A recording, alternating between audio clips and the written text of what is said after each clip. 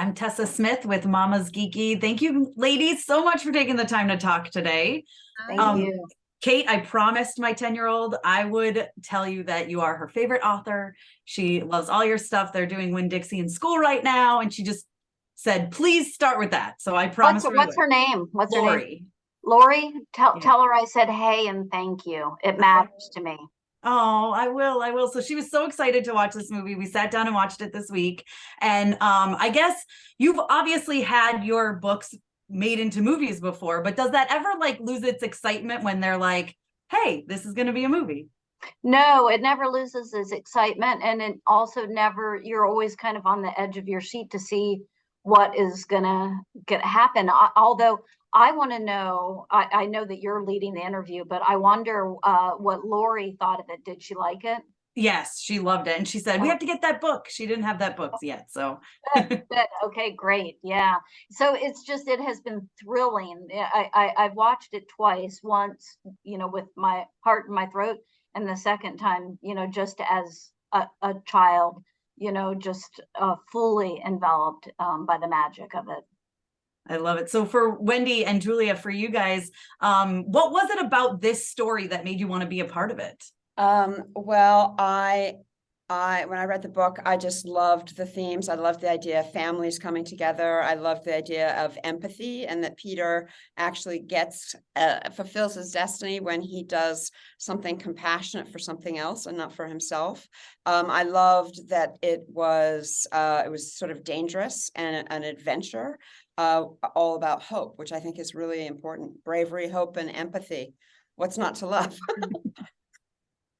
And I fell in love with this little boy and the family, the extended family that he creates, and just, my big lump of love in my throat for Gloria feeding him stew and him connecting with the elephant, and just knew that I had to help him find his sister.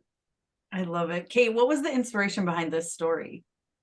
I was sitting in a hotel lobby in New York waiting to meet a friend, and I just had this happens every once in a while, like a vision of this magician who was washed up.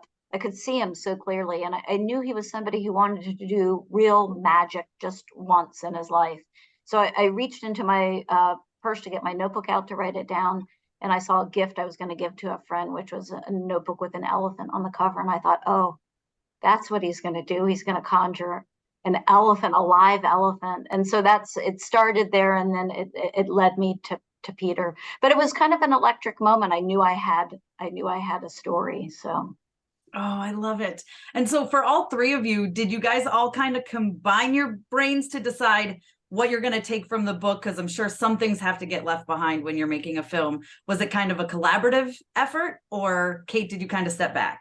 I stepped back, and because I don't know how to make a movie, and also I feel kind of like, it's a wonderful thing that happens where I realize the further back I get from it that it's not mine to begin with, and it just goes. It's kind of like having a kid. It goes out into the world, and you let it have its own life. It's its own story, and boy, did things turn out well. So. It's great. I can't wait to dive into the book.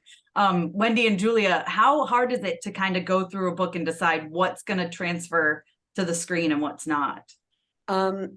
It's not hard. It's delightful. I mean, it's definitely challenging, but it's and sometimes it's pretty clear. Like in the case of The Magician's Elephant, it was all in the book, but the book